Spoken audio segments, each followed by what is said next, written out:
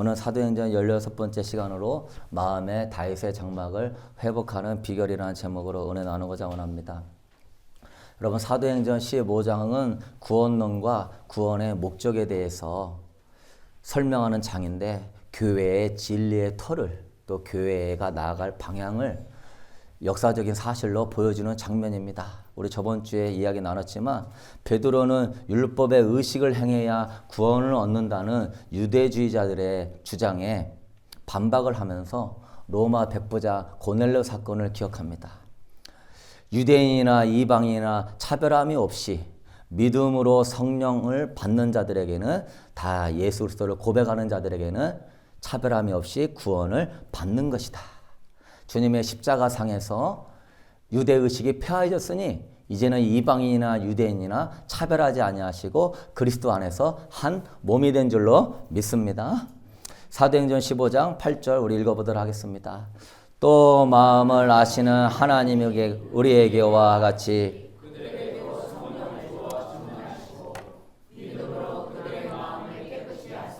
그들이나 우리나 차별하지 아니하셨느니라. 할렐루야. 그래서 여러분, 우리도 영적으로 유대인이요, 영적으로 아브라함의 자손이요, 다윗의 자손인 줄로 믿으십니까? 전혀 차별하지 아니하시고 동등하게 대우해 주셨습니다. 그리고 이어서 사도 야고보가 일어나서, 베드로가 설교를 마치니까 야고보가 일어나서 이렇게 말합니다. 이방인들을 구원한 목적은 다윗의 장막을 세우기 위함이다. 사도행전 15장 16절 읽어보도록 하겠습니다. 이후에 내가 돌아와서 다윗의 무너진 장막을 다시 지으며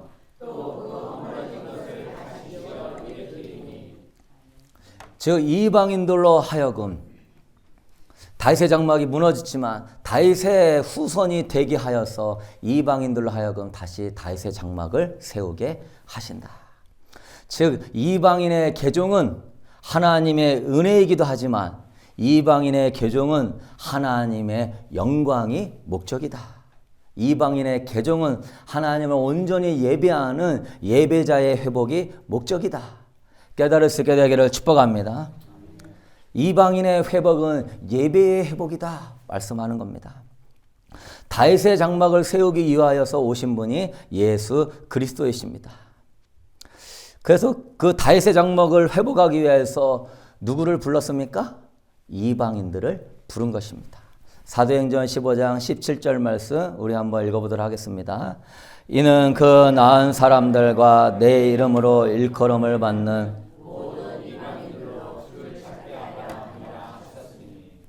다윗의 장막을 통하여서 모든 이방인들이 주를 예배하게 하려고. 왜 이방인들이 주를 찾는데 다윗의 장막을 거론했을까요? 첫 번째는 다윗을 통해서 메시아가 나오기 때문에. 하나님은 자신의 마음에 합한 다윗을 통하여서 이 마지막 때 구원의 역사를 이루기 위하여서, 그래서 메시아가 다윗을 통하여서, 후손을 통하여 나오게 되시고, 메시아를 통하여서 다윗의 왕조를 회복하기 위하고, 그것이 다윗의 장막의 회복입니다. 사도행전 13장 22절 이하 읽어보도록 하겠습니다. 내가 이새의 아들 다윗을 만나니 내 마음에 맞는 사람이라. 내 뜻을 다 이루리라 하시더니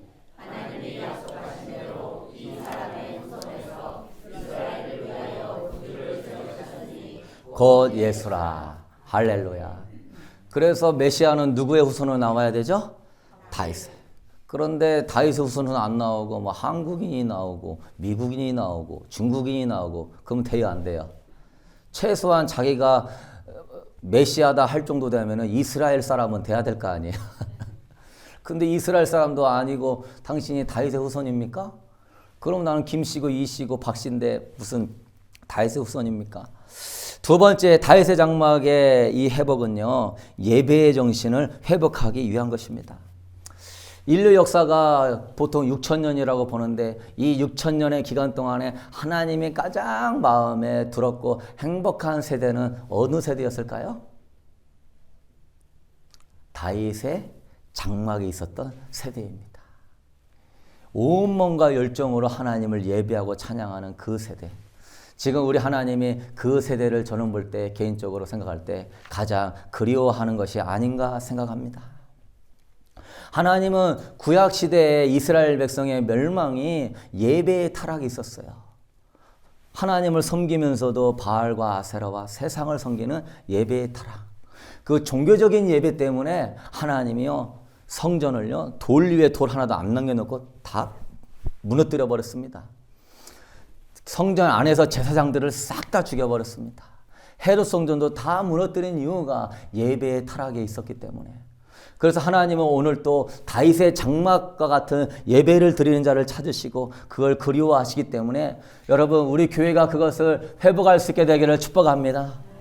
그럴 수만 있다면 여러분이 열렬히 주님을 찬양하고 눈물로 찬양하고 기쁨으로 찬양하고 감사함으로 찬양하는 첫사랑이 뜨거운 마음으로 우리 교회가 예배한다면 성령의 충만함은 임할 것이고 여러분 각자 가운데 성령의 인도하심은 충만할 줄로 믿습니다.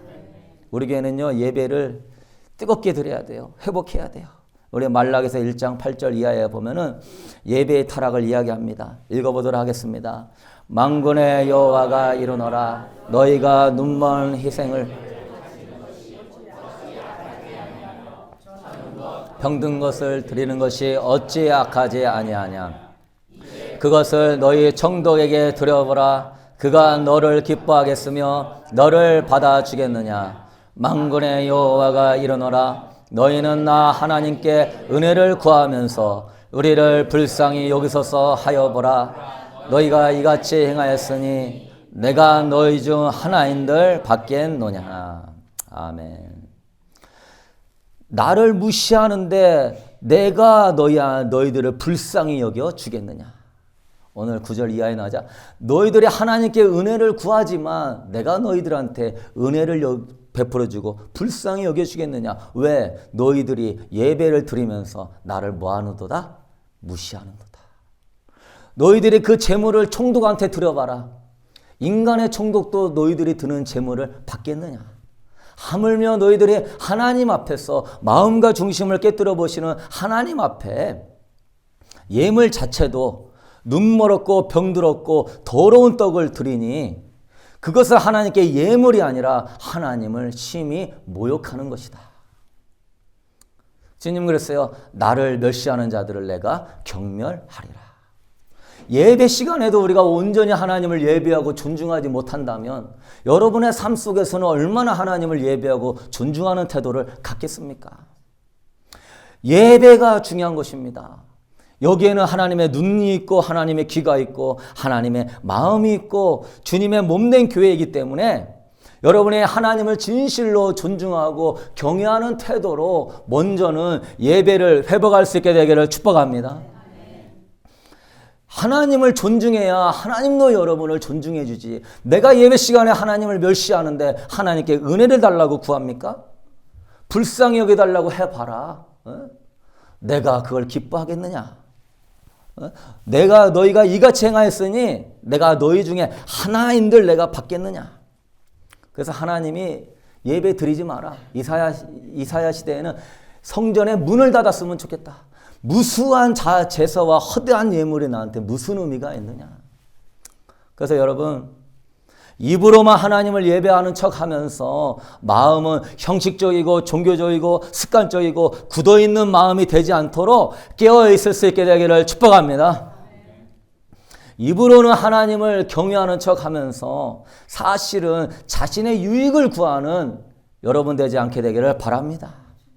하나님을 영화롭게 한다고 하면서 자기의 만족을 구하는 여러분 되지 마십시오. 하나님이 우리의 유익을 위해서 하나님의 영광을 포기하고 여러분을 섬겨야 됩니까? 아닙니다. 하나님의 영광을 위해서 여러분의 유익을 포기하고 하나님을 섬겨야 될 줄로 믿으십니까? 구약시대에는요 앉아서 예배 못 드립니다. 일어서 갖고 미스바 성회할 때 날새도록 일어서서 감히 앉아서 예배를 못 드리는 것입니다. 요한계시록에는 그 24 장로들이 완전히 납작 엎드려가지고 면류관을 던지면서 주님 앞에 거룩하다 거룩하다 차마 앉지도 못하고 하나님을 섬겨야 되는 겁니다. 예배는 뭡니까? 워십 아닙니까? 워스하고 십에 붙여 있는 거 워스 가장 가치 있는 것을 십 하나님께 정신을 드리는 것이다. 세상에 가장 가치 있고 위대하신 분이 하나님이라는 사실을 우리가 안다면은 여러분 정말 최고의 자세와 몸과 경건함으로 준비하고 예물 드리고 하나님을 섬길 수 있게 되기를 축복합니다. 다윗이요 그거 딱 보니까 합격인 거예요. 예배의 자세가 된 것입니다. 그런데 어찌된 게 요새는 예배가 하나님을 위한 예배가 아니라 인간을 위한 예배가 돼버렸어요. 하나님의 영광을 위해 인간이 있는 게 아니고 인간을 위해서 하나님이 있게 돼버린 것입니다. 하나님이 나를 다스리는 게 아니라 내가 하나님을 말씀과 기도를 가지고 내가 하나님을 이용하고 있어요. 내가 하나님께 붙잡힌 사람이 되어야 되는데 내가 나의 유익을 위해서 말씀과 기도, 믿음이라 하는 명목으로 하나님을 나의 유익을 위해서 붙잡고 있어요. 기도를 해도 하나님이 원하는 기도가 아니라 내가 원하는 기도요. 말씀을 봐도 하나님이 붙잡는 말씀이 아니라 내가 원하는 말씀을 붙잡는. 그래서 여러분 우리의 삶이 정말 하나님의 영광이 되고 예배가 되는 이 워십이 회복되어지는 그것이 여러분의 생명보다 소중함을 깨닫게 될 수 있게 되기를 축복합니다. 그 종교적인 예배의 대표자가 구약시대에는 사울 왕 같은 사람이고 신약시대에는 바리새인입니다. 사울은요 법궤에 관심이 없었어요. 법궤는 하나님 자신을 상징하거든요. 하나님의 임재, 하나님의 영. 법궤에 말씀이나 뭐 들어오는 것도 중요하지만 그 법궤의 그 말씀이나 그건 뭡니까? 그 만나나 그 아론의 쌍난 지팡이는 뭡니까? 하나님의 임재를 우리가 받을 수 있는 준비 그릇입니다. 그 말씀과 법궤는 하나님의 임재를 받게 하는 그릇이지 그것이 다가 아닙니다. 그 속죄소에 하나님의 영광이 임하는 그래서 법궤는 하나님 자신을 상징합니다. 근데 사울은 법궤에 대해 전혀 관심이 없었어요. 블레셋에게 뺏겨도 관심이 없고 뺏겼다가 아비나답의 집에 모셔왔는데 하나님의 원래 법궤의 지동서는 실로에다 모셔놔야 되는데 남의 집에 있어도 정말 법궤가 어디에 있는지도 그런 거 신경 안 써요. 하나님의 영이 성령이 지금 어디 가운데 임하는데 신경 안 써요. 하나님의 임재와 하나님의 영광과 워십에 대해서는 전혀 관심이 없는 사람이 누구였습니까? 사울 왕이었습니다. 그게 바리새인이었습니다. 예배 가운데 하나님의 임재가 임하고 하나님의 영광을 받으시고 하나님 기뻐하시는 모습과 그분의 얼굴을 보는 것은 관심이 없습니다. 그냥 자기 하는 사업과 자기 하는 왕국과 자녀들 잘 되는 것만 바라는 그게 바로 사울이었습니다. 하나님께서 사울에게 그랬어요. 아말렉을 진멸해봐라. 진멸해버려라. 출애굽할 때 이 아말렉은 하나님을 대적했다. 소나 양이나 모든 좋은 것들도 다 진멸해버려라. 그런데 사울은 소나 양이나 살찐 것들은 남겨놨습니다. 그래서 사무엘에게 하나님이 그럽니다. 내가 사울을 왕을 세운 걸 후회한다. 사울을 내가 왕의 자리에서 패하겠다. 그래서 사울이 그 얘기를 해줍니다. 그러면 사무엘이 그 얘기를 해줍니다. 그러면 사울은 정신 차리고 하나님이 나를 버렸네. 하나님의 영광이 나를 떠났네. 이가봇 하나님의 임재가 나를 사라졌네. 정신 차리고 회개해야 될 것인데 하나님의 영이 떠난 거는 관심 없어요. 뭐합니까? 백성들한테서 체면 좀 지켜주시오. 지나갈 때 같이 좀 가주시고 나랑 같이 예배해 주시죠. 오로지 자기 자신에게만 관심이 많은 그게 바로 종교인입니다. 하나님을 섬기는 게 아니라 나를 위해서 하나님을 믿는 사람. 여러분은 그런 사람 되지 않게 되기를 바랍니다. 사무엘상 15장 30절 이하 우리 한번 읽어보도록 하겠습니다. 사울이 이르되 내가 범죄하였을지라도 이제 청하옵나오니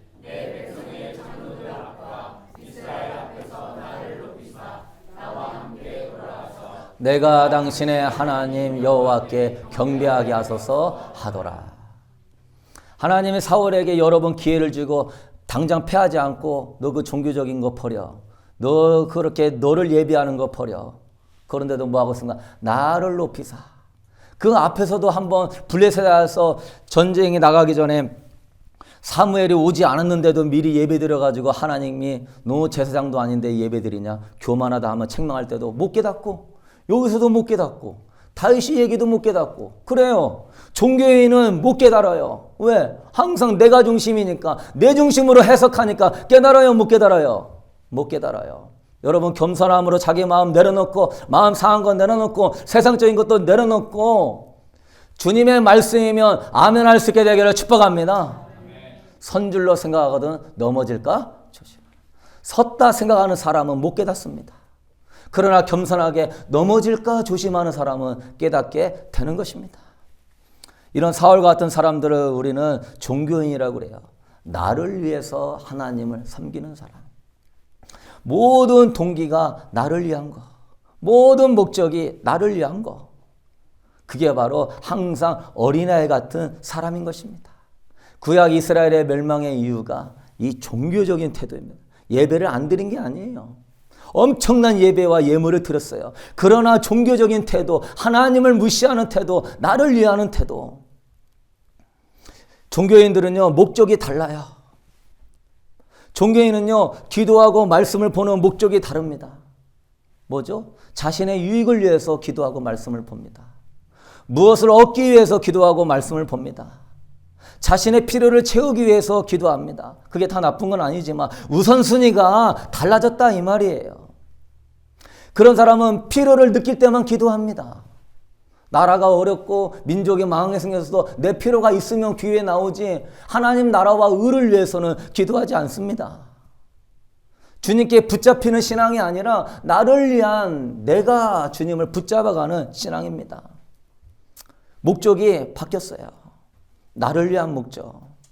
내가 하나님의 뜻보다 우선이에요. 문제를 대하는 태도도 달라요.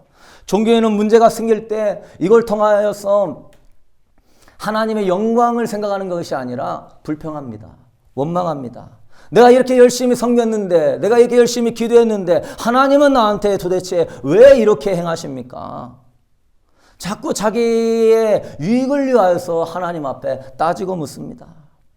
여러분, 이런 목적을 나를 위한 목적이 아니라 하나님을 위한 영광을 위한 목적을 되새길 수 있게 되기를 축복합니다. 동기도 다릅니다. 왜 순종하죠? 복받기 위해 순종합니다. 또 땡입니다. 그 사람. 왜 예물 드립니까? 11조에 복받으니까요. 땡입니다. 물론 그런 말씀이 써 있지만 우리가 순종하는 이유는요. 하나님의 은혜와 사랑에 감사해서 순종해야 될 줄로 믿습니다.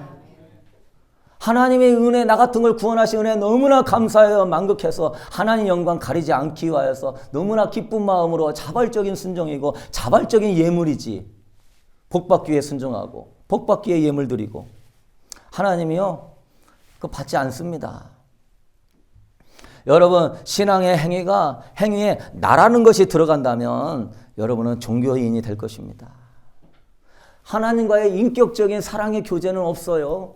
사랑하기 때문에 주님께 예배에 나오고 사랑하기 때문에 주님을 섬기는 게 아니라 그런 인격적인 관계는 없어요. 그냥 종교인처럼 바리새인처럼 이렇게 해야 하나님이 뭘 줄 것 같으니까. 그러니까 예수님께서 헤롯 성전에 장사 지내면서 막 있는 걸 보거든요. 막 너무 화가 나가지고 다 엎어버립니다. 아버지의 집을, 기도하는 집을 장사의 소굴로 만들지 마라. 모든 사람들이 다 하나님의 성전에서 뭔가 복받고 뭔가 잘 되는 것만 생각하면서 그것만 하고 있으니 하나님이 그냥 쓸어버리는 것입니다. 그래서 헤롯 성전도 무너뜨렸어요. 여러분은 헤롯 성전 되지 마시고 다윗의 장막 되기를 축복합니다. 보통 생각하는 게 세상적인 성공과 부귀와 영화라고 한다면 여러분은 종교인밖에 안 되는 겁니다. 그런 거에다가 그럴싸하게 하나님의 영광을 위해서 돈이 필요합니다. 그런 말 하지 마십시오. 하나님은 돈 없어도 여러분의 그 동기만 가지고도 하나님의 영광을 위하여 쓰실 줄로 믿습니까? 아무거 없어도 아무도 도와는 사람이 없어도 주님 마음에 합하면 다윗과 같이요. 한 사람을 통하여서도요. 수백만 명 주께로 인도하는 것입니다. 그래서 우리가 종교인의 태도를 버려야 돼요. 목적이 어떻게 돼야 됩니까?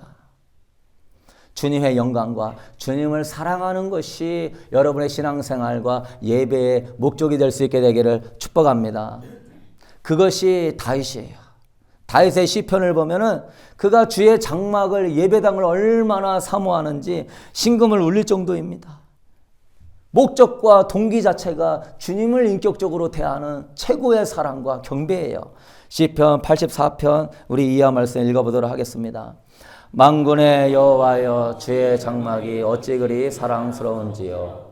내 영혼의 여호와의 공정을 사모하여 계약하며 내 마음과 육체가 생존하시는 하나님께 부르짖나이다. 아멘. 주의 장막이 어찌 그리 사랑스러운지요. 내가 몸과 마음이 쇠약할 정도로 내가 주님을 사모하나이다. 이 사람은 한 번 예배를 들어도 하나님의 기쁨과 영광이 충만하게 임하는 사람 되는 것입니다. 어떤 사람은 10,000번 예배 들어도 예배 드릴 때마다 하나님을 속상하게 하는 사람이 있어. 너는 나를 보러 나왔냐? 너는 뭘 위해 나왔느냐? 너는 도대체 무엇을 위해서 나왔느냐? 여러분의 목적이 주님을 향한 사랑이고 주님을 향한 예배가 되는 그런 목적으로 여러분 신부의 영성으로 설 수 있게 되기를 축복합니다.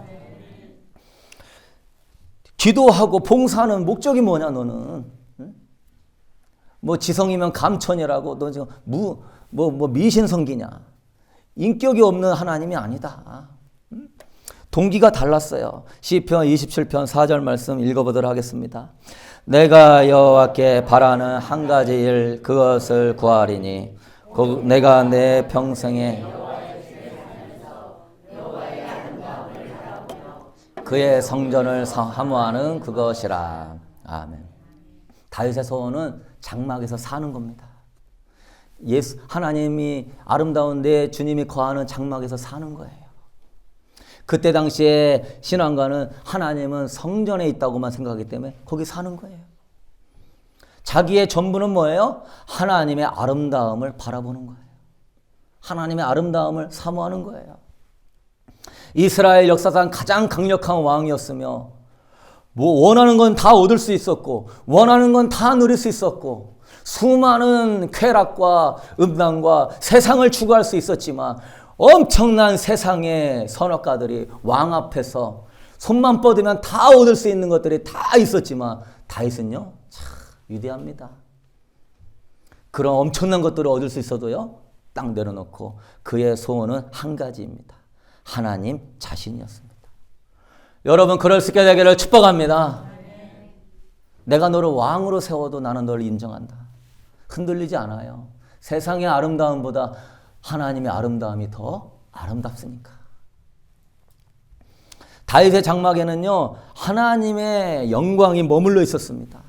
다윗의 장막에는 휘장이 가려있지 않았어요. 다윗의 장막에는 솔로몬 성전처럼 화려하게 짓지 않았습니다. 모세의 장막처럼 많은 제사 도구도 갖춰놓지 않았습니다. 그런 건 다 기브온 땅에 있었고 번제를 드리는 번제단도 없었습니다. 그건 다 기브온 땅에서 했어요. 기브온 산당에서. 다윗의 장막은 벗개밖에 없습니다. 벗개를 보면 죽는데도 죽지 않았습니다. 휘장이 안 쳐져 있는데도 안 죽었습니다. 왜 그랬죠? 목적과 동기가 하나님의 영광을 위한 순수하고 거룩한 마음이 되니까 수백 명 수천 명이 예배해도 죽지를 않고 하나님의 임재가 다윗의 장막 가운데 충만한 줄로 믿으십니까? 하나님의 영광이 노출되어 있는데도 사람들이 안 죽어요. 신약 시대도 아니고 구약 시대에 이런 일이 있었습니다. 여러분의 신앙생활에서요. 신앙생활이 잘못되고 뭐가 이렇게 틀리고 하는 부분에서요. 목적과 동기가 바르지 않기 때문입니다. 무수한 예물과 헌금과 헌신을 해보십시오.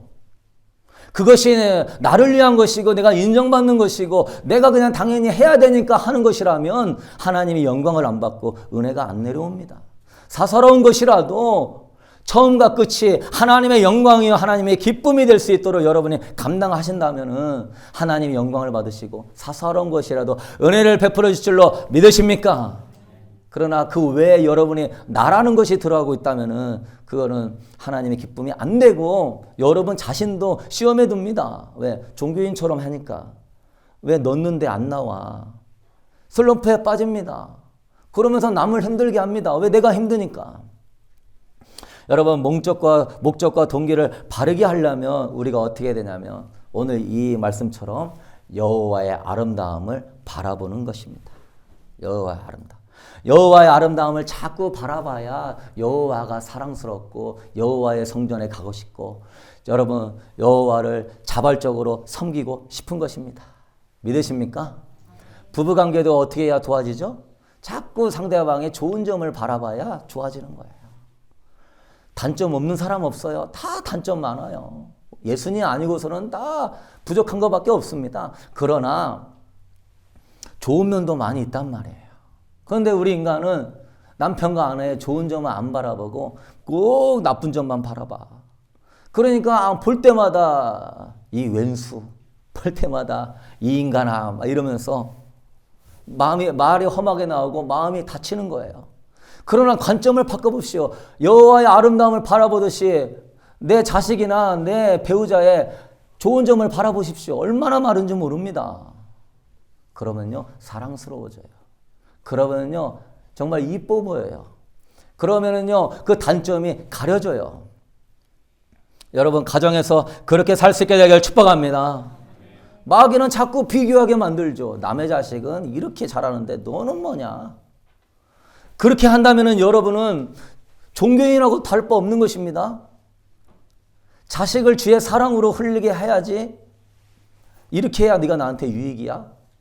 그렇게 된다면은 그 사랑이 흐르지 않게 되는 것이고 내가 단점을 바라보니 상대방도 나를 단점으로밖에 안 바라봅니다. 나는 잘났다고 생각하지만 내가 부정적으로 대하면 상대방도 부정적으로 대하는 것입니다. 다윗은 잘했어요. 시편의 3분의 1을 다윗이 썼는데 여호와는 나의 목자여 나의 산성이여 나의 방패여 나의 영광이여 나의 머리를 드시는 자. 무수하게 여호와에 대한 칭호를 붙여가면서 하나님의 아름다움을 묵상했습니다. 그러니까 그 마음 안에서 어떻게 됩니까? 참된 믿음이 생기는 거예요. 참된 갈망이 생기는 거예요. 그러니까 하나님이 주인 되어서 역사하시는 거예요. 다윗은 하나님의 그 아름다움, 위대하심, 그 사랑하심에 매료되었어요. 여러분도 자꾸 말씀으로 그렇게 묵상함으로 하나님의 아름다움을 발견하고 그 사랑에 매료될 수 있게 되기를 축복합니다. 시편 5편 7절 말씀 읽어보도록 하겠습니다. 오직 나는 주의 풍성한 사랑을 힘입어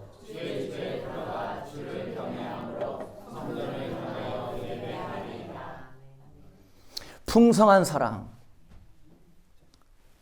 다윗보다 우리가 더 많이 풍성한 사랑을 경험했는데 다윗은 풍성한 사랑을 힘입어 예배드리는데 우리는 그런 것이 못 느껴질 때 많죠?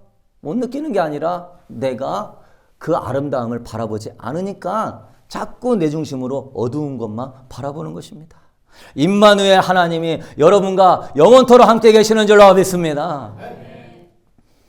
그래서 우리는 얼마나 하나님의 아름다움을 묵상할 게 많은지 그래서 성경은 기초가요 말씀 가운데 주님을 발견하는 것입니다. 진리를 깨닫는 건 둘째치고요. 왜? 진리 자체가 예수님이고 예수님을 만나는 게 우리가 진리 가운데 붙잡히는 것입니다. 믿으십니까?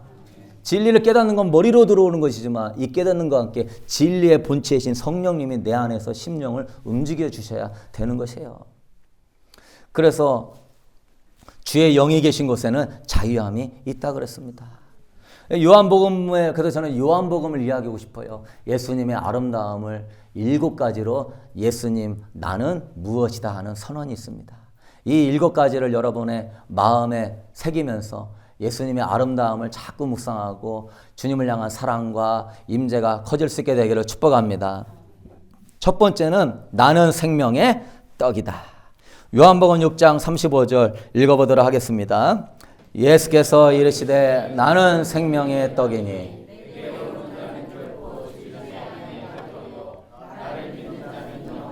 목마르지 아니하리라. 아멘. 우리 현대인들은요 갈증이 많습니다. 갈증을 채우지 못하니까 외롭고 우울해져요. 그게 예수님을 바라본다고 해도 그게 잘 안 될 때가 많습니다. 그러나 그때 여러분 선포하십시오. 예수님은 나의 생명의 떡이십니다. 따라합시다. 예수님은 나의 생명의 떡이십니다. 그러면 여러분 줄이지 아니할 것이요 풍성한 포만감과 풍성한 은혜를 경험하게 될 줄로 믿으십니까? 마음이 자꾸 외롭고 허전한 마음이 들어와요. 예수님은 나의 생명의 떡이십니다. 우리는 누구를 먹고 사는 거예요? 예수님을 먹고 사는 겁니다. 제가 오늘 아침에 이걸 했더니 어두명들이 그냥 트름하면서 팍팍팍 나가면서 저도 모르게 제 안에 외로움과 어떤 그런 것들이 있었는지 주님이 채워지니까 그냥 저절로 축사를 많이 한다고 하는 것도 중요하지만요. 축사를 해도요. 예수님으로 안 채워지면은요. 그 축사의 의미가 없는 것입니다. 깨끗한 것 같은데 더 악한 영이 역사하게 되는 거예요. 축사를 안 한다고 할지라도 주님으로 채우게 되면 주님이 여러분 안에 생명의 풍성함으로 임하게 되면 풍성하지 않았던 그러한 것들에 대해서 틈탄 것들은 떠나게 되는 줄로 믿으십니까? 네. 그래서 여러분 외로움과 우울함이 들어오면 뭐라 하시라? 예수님은 나의 생명의 할렐루야. 매일같이 생명의 떡이신 예수님과 교제할 수 있게 되기를 축복합니다. 못 먹어서 못 사는 게 아닙니다. 마음이 헛헛하고 마음이 우울하니까 못 사는 거예요. 그걸 누구와 교제해야 돼요? 예수님과 교제해야 돼요. 그럼 예수님 안에서 내 영혼이 양식을 얻고 내 영혼이 강건해지게 됨을 믿으십니까? 말씀을 읽어도 말씀 가운데 누구를 만나야 돼요? 예수님을 만나야 돼요. 예수님 못 만난 말씀은 지식이고 그 지식은 바리새인과 교만한 것밖에 안 되는 겁니다. 그러면 주님 앞에 섰을 때 주님이 나 너 모른다. 왜? 지식은 많이 아는데 영적으로는 주님과 교제가 있어요, 없어요? 모르죠. 주여 주여는 해서 많이 알고 병은 고쳤는데 주님과 교제가 없으니 주님은 모른다고 할 수밖에 없는 것이죠.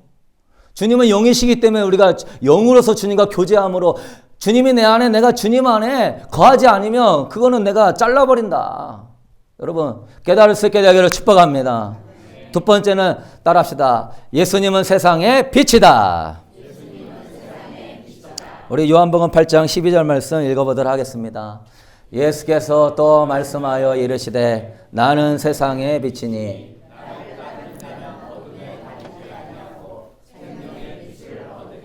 할렐루야. 어둠에 갇힌 자들에게 예수님은 뭐가 되신다?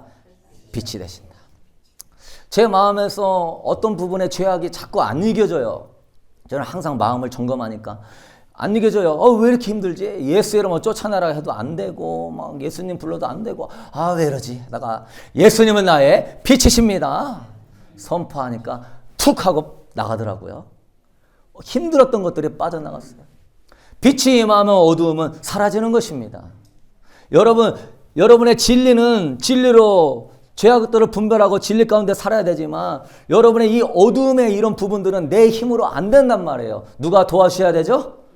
예수님이 도와주셔야 되는데 예수님을 여러분이 고백할 때 그 믿음을 보시고 예수님이 운행하시는 줄로 믿으십니까? 믿음은 뭡니까? 예수님이 내 안에 충만하게 임하게 하는 것이 믿음이에요. 믿음은 뭐다? 예수님이 내 안에 충만하게 임하는 것이 믿음이다. 믿으십니까? 믿음의 주인은 누구십니까? 예수님이죠. 그러면 예수님이 내 안에 충만하게 임해야 거기서부터 뭐가 나오는 겁니까? 믿음의 주의 역할을 주님이 하실 줄로 믿습니까? 예수님이 내 안에 임하도록 내가 예수님을 높이고 예수님을 인정하는 게 믿음인 것입니다. 믿음의 주가 내 안에 임하는 게 믿음이지 예수님은 안 임하는데 내가 예수님의 말씀으로 뭔가를 이루려고 하는 것은 그거는 기계적인 것이고 그거는 우상적인 것이고 그거는 신비적인 것입니다. 주술적으로 하나님 섬기는 게 아닙니다. 인격적인 주님을 모시는데 그분을 높이고 예배해야 그분이 여러분 안에 임하셔서 그분이 운행하시는 겁니다. 그런 믿음 갖게 되기를 축복합니다. 세 번째 예수님은 양의 문입니다. 요한복음 10장 7절 말씀 읽어보도록 하겠습니다. 그러므로 예수께서 다시 이르시되 나는 양의 문이다. 저랬다 합시다. 예수님은 나의 양의 문이십니다. 세상에서 수고한 자들에게 평안과 안식의 초소가 되시는 문이 누구시다? 그래서 여러분의 마음에 평안과 안식이 없을 때 예수님은 양의 문이십니다. 고백해 보십시오. 네가 이 어려울 때 다윗처럼 나를 예비하는구나. 예수님 기뻐서 여러분 안에 임재하실 줄로 믿으십니까? 구약에는 법궤에 임했지만 신약에는 법궤가 여러분의 마음이니까 여러분 안에 임하시는 줄로 믿습니다. 이건 실제적인 것이고 위대한 것입니다. 이걸 발견하고 동행하는 영성을 있는 사람들은요, 어디 가서나 예수님을 높이면요, 승리하게 되는 것입니다. 네 번째, 예수님은 선한 목자다 그래요. 요한복음 10장 11절 읽어보도록 하겠습니다. 나는 선한 목자라. 선한 목자는 양들을 위하여 목숨을 버리거리와. 따라합시다. 예수님은 나의 선한 목자다. 내가 세상에 위험이 있고 핍박 가운데 있을 때 보호자가 되시는 분은 누구시다? 예수님. 예수님 힘들 때 예수님 나의 선한 목자이십니다. 내가 길이 안 보이지만 주님이 인도하실 줄로 믿습니다. 그러면 주님이 좌정하시고 역사에 주시는 것입니다. 또 예수님은 부활이요 생명이라고 말씀하십니다. 요한복음 11장 25절 20절 읽어보도록 하겠습니다. 예수께서 이르시되 나는 부활이요 생명이니 죽어도 살겠고 무릇 살아서 나를 믿는 자는 영원히 죽지 아니하리니 이것을 네가 믿느냐? 믿으십니까? 사망과 지옥의 권세로 불안합니까? 두렵습니까? 걱정이 올라옵니까? 선포하십시오. 따라합시다. 예수님은 나의 부활이요 생명입니다. 죽어도 살 것입니다. 살아도 영원히 죽지 아니할 것입니다. 주님이 내 안에 거하면 영적으로는 영원히 안 죽는 겁니다. 여섯 번째, 예수님은 길이요 진리요 생명입니다. 요한복음 14장 6절 읽어보도록 하겠습니다. 예수께서 이르시되 내가 그 길이요 진리요 생명이니 나로 말미암지 않고는 아버지께로 올 자가 없느니라. 정말 여러분의 영생과 풍성한 진리 가운데로 인도하시는 분은 오직 누구밖에 없습니까? 예수님. 그래서 그의 기름 부음이 임하시면 누구한테 배울 필요가 없고 그의 기름 부으심이 진리 가운데로 인도해 주는 것입니다. 우리 일곱 번째, 예수님은 참 포도나무입니다. 요한복음 15장 5절 읽어보겠습니다.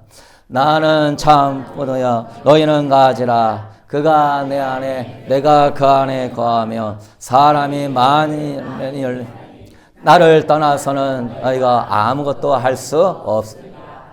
다 내용이 그거예요. 내 안에서 성령이 네 안에 예수의 영이 임하게 되면은 그분이 믿음의 주가 돼서 이 일곱 가지의 축복을 줄 것이다. 힘든 삶 가운데서도 네가 내 안에 있으면 많은 열매를 맺을 것이다.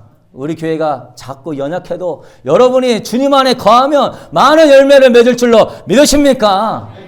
그래서 고백하십시오. 따라합시다. 예수님은 나의 참 포도나무이십니다. 할렐루야. 잘못된 믿음 운동을 주의하십시오. 종교적으로 뭔가를 이루기 위해서 말씀과 기도로 믿는다는 포장을 주의하십시오. 믿음은 다른 거 아닙니다. 주님을 예배하고 여러분 주님을 높여서 믿음의 주가 여러분 안에 임하는 것이 믿음인 줄로 믿으십니까? 여러분의 마음을 헤롯 성전 만들지 마십시오. 여러분의 마음을 솔로몬 성전, 타락한 솔로몬 성전 만들지 마십시오. 여러분의 마음은 다윗의 장막이 되어야 될 줄로 믿습니다. 우리 골로새서 2장 15절에 보면 구약의 율법은 그림자다. 그거는 상징이란 말이에요. 뭘 상징하죠? 예수 그리스도를 상징하는 거예요. 이제 예수 그리스도가 왔으니 율법의 그림자는 사라지고 몸통이 왔기 때문에 이 구약의 율법은 예수 그리스도가 성취한 줄로 믿으십니까? 그래서 예수님이 생명의 떡이에요. 구약에는 성소의 진설병이 그건 상징이에요. 이제 너는 그런 걸 먹어도 배고프다.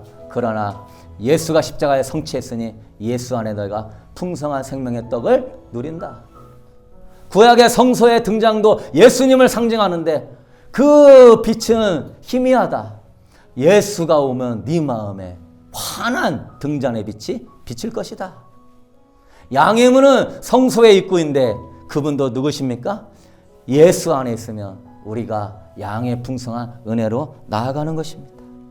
그래서 여러분 안식일도 이제 네가 토요일 날만 안식을 지키는 그런 날짜의 안식일에 일주일에 하루였다면 여러분의 예수님을 모시며 영원한 안식을 누리게 될 줄로 믿습니다. 예수가 있는 사람은요 아무리 힘들어도요 안식을 누려요. 예수를 찾으십시오.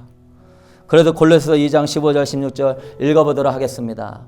그러므로 먹고 마시는 것과 절기나 초하루나 안식일을 이유로 누구든지 너희를 비판하지 못하게 하라.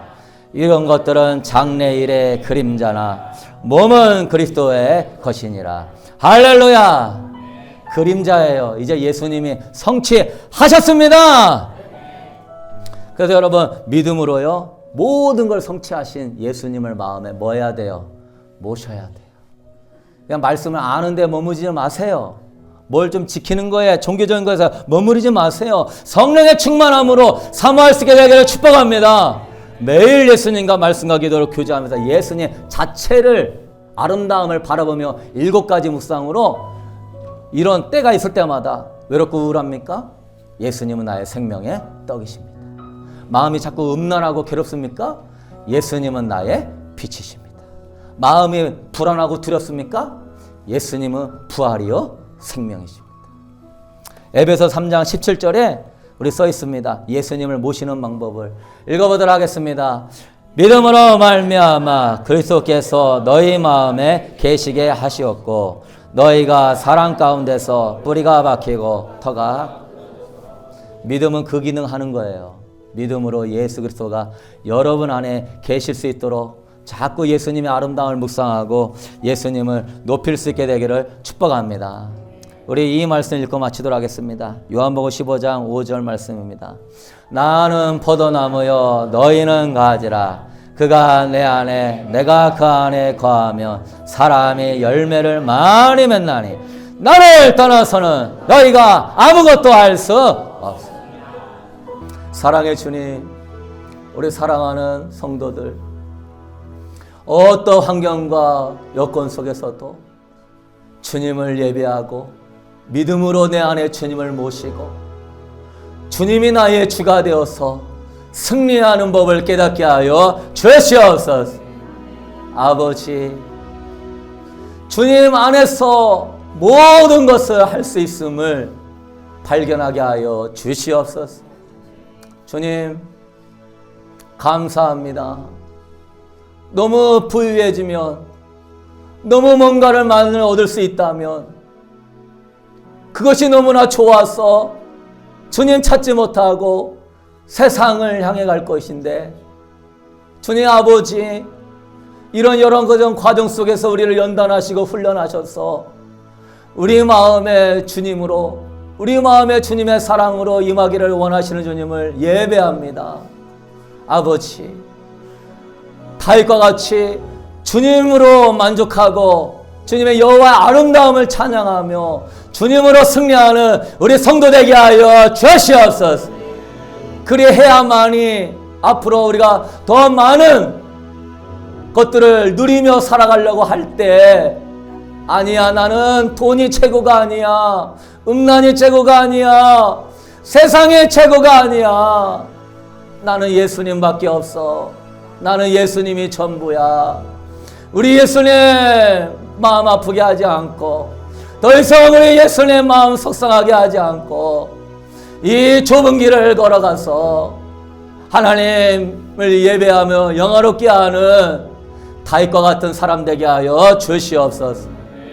주님이 드려진 예물 주의 영광을 위하여 사랑하여 주시고 우리 성도들 물질의 종이 되지 말고 항상 감사함으로 주님을 영화롭게 하게 하여 주옵시고, 이제는 우리 주 예수 그리스도의 은혜와 우리 하나님의 무한하신 사랑하심과 오늘도 성령 하나님께서 마음에 다윗의 장막을 회복하고자 원하는 성도들에게 예수의 아름다움을 발견하고 어떤 상황에서도 주님을 믿음으로 높임으로 말미암아 주님의 주가 되시는 위대한 역사를 보여주시기를 주님의 이름으로 간절히 축원하옵나이다.